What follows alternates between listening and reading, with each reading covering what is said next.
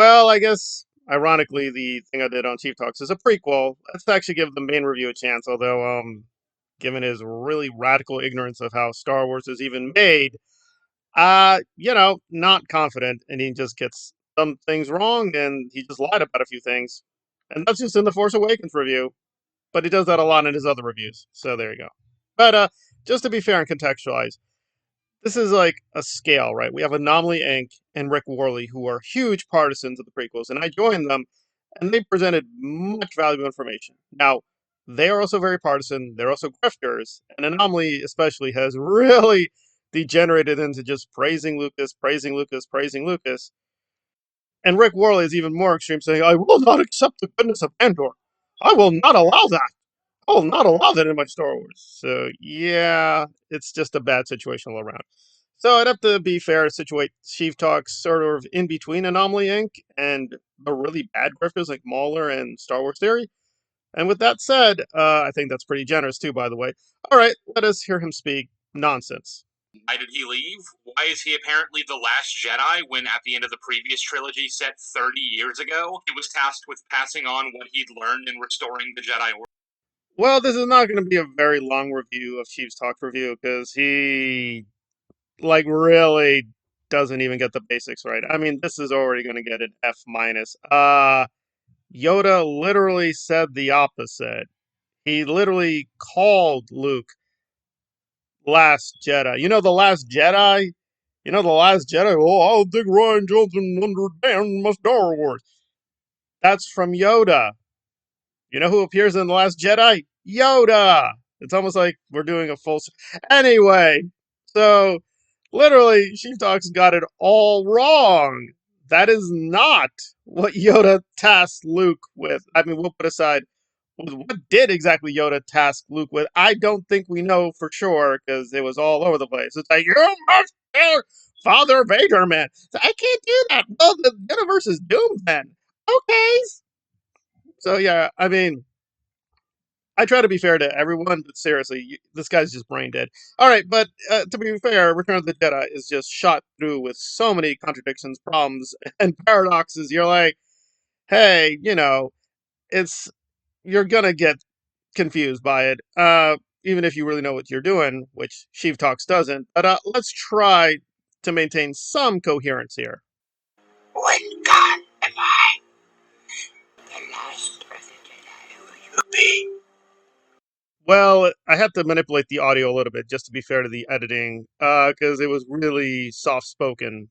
But Yoda did say it that Luke is the last of the Jedi when he is gone. And we're stuck with many different interpretations because Yoda is not technically gone, he becomes a Force ghost. So, does he mean when he stops being a ghost? When he stops living as a corporeal being? And then we have Jedi. Does he mean Jedi singular? Jedi plural? Don't know. And to be fair to Sheev, he does say later on, pass on what you have learned, Lukey. Does he mean pass on the Jedi tradition or just pass on knowledge? Right? It's not like Jedi imparting knowledge means they make other people Jedi's. That's not necessarily true. So, yeah, well, there you go. But again, you have a legit interpretation where he did say, yeah, you're the last Jedi. That is a legit interpretation. And Chief Talks just magically forgot that. At the very least, he should qualify his statement really strongly. He doesn't do that. So, yeah, his grasp of actual Star Wars is really weak. Okay, so we've demolished him as a Star Wars expert. Some island to apparently go looking for the first Jedi Temple? Okay. Why? Is there something at this Jedi Temple that Luke thinks will help defeat the First Order, or Snoke, or redeem Kylo Ren in some way? Well, the film doesn't answer any of those questions because Luke only shows up at the very end and doesn't have a single line of dialogue because JJ decided he didn't want to come up with explanations for any of this and would pass it on to whoever inherited the storyline after him. I don't have many nice things to say about Ryan Johnson in terms of his writing, but Well, it's not clear this is even a problem. And I hate to keep destroying the Return of the Jedi, but if you think that is bad, like, why would Luke abandon his friends? That ain't my Lukey character assassination. And let me be very clear. This actually, I think there's a subscriber put it in the comment section a long time ago saying, yeah, they did this story. They did this in Return of the Jedi. Like Luke, without any real plan, just said, "Okay, I'm just gonna see Vader." Abandon his friends, saying, "Yeah, you'll whatever, you'll be okay." So in terms of like, why going to a temples? Okay, I mean, at least that seems much more plausible and sensible than I'm just gonna see Daddy Vader and stuff will happens. Because apparently that was the plan. I'm gonna see you, Daddy. I'll see you, Daddy. We're talking, we're touching. Redemptions. Okay, I mean, again, was the Force Awakens storyline great? Like, oh, Luke is looking for a temple. Maybe he's not. Yeah, but I will say, as radically ignorant as Sheev Talks is, his fans are even way more stupid. It's like Sheev Talk, Han didn't even say he's gone. He said he thought he's going for a temple. This storyline's really bad. But we do see Ray go see Luke at the end, and he's in his religious garb.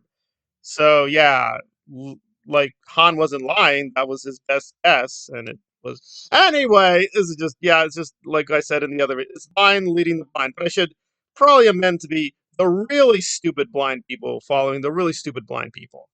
Basic point: Luke leaving stuff not a problem. They did it before, and apparently he thinks the original trilogy is like the god of all storytelling. So why would that be a problem in The Force Awakens or The Last Jedi? I don't know. That's the amazing logics of Sheev Talks, that it's not logical at all. So it's inconsistent with his own reasoning. But there you go. I mean, this isn't about reasoning, it's about the money. By anyone, which tells us two things right off the bat. The first is that no, he apparently didn't flee to the first Jedi Temple with some vain hope he might find something to stop Snoke. At the risk of actually being consistent. So he managed to either forget or doesn't know the dialogue that Yoda spoke about Luke being the last Jedi. And again, that dialogue, like most Star Wars dialogue, is always ambiguous. Depends on your point of view, because retcons and all that. Uh that doesn't make any sense. So he's saying, right, and we're supposed to be doing Force Awakens, but whatever. I mean, this is just grifter talk. Okay, so Last Jedi bad because Luke said he wanted to die. So he wasn't even going to the temples to find out stuffs. Well, there's a lot of problems here. But we'll just start with the most obvious. If you're going to accept the original trilogy as really good storytelling, then radical contradictions don't matter, right?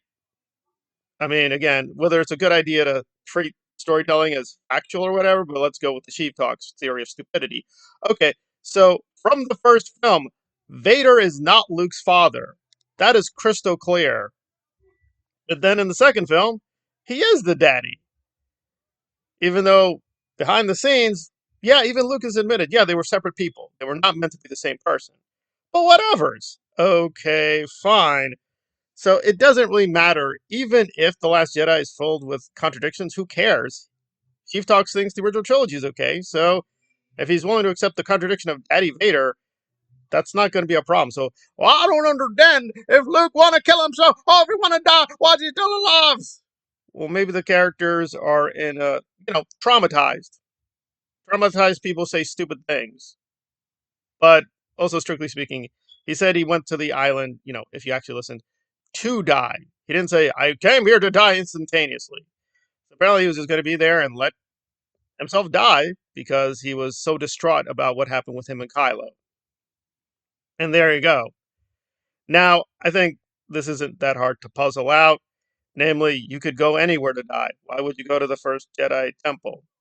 And that's what the Yoda dialogue scene in The Last Jedi teases out is like, no, you still want to save people. You're just, you're trying to get lost in the books, right? You're trying to find a psychological excuse. I'm studying the Jedi text. It's like, yeah, stop with the text, intervene, which he does in The Last Jedi through a projection. There you go. Maybe a character who has one motivation at the beginning of the story changes motivation at the end of the story. I don't know. Maybe I'm crazy here. Maybe we don't take everything on the surface. But Sheep Talks did. So it's like, okay, fine. So Last Jedi bad because Luke didn't immediately, die at the very beginning of the film. Okay. But then what about Return of the Jedi when Yoda talked about the Last Jedi? Right?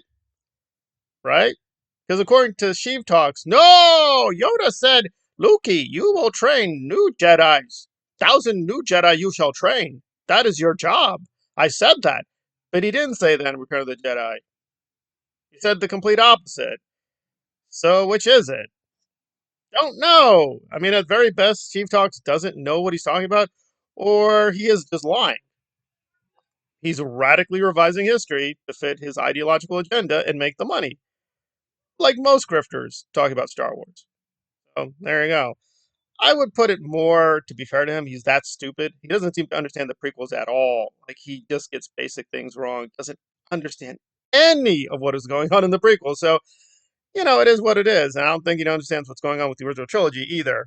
That's also not a, like, opinion. That's a factual thing. Like, just gets really basic things wrong. So, yeah, I just put it down to ignorant, stupid man just babbling nonsense. And there we go. As for what's Luke's motivation, what was Luke's motivation in Return of the Jedi? He wants to see his daddy. And again, Last Jedi, he wants to read them texts. Why? It's spelled out in the film, but I'll just go through it quickly because he's that stupid.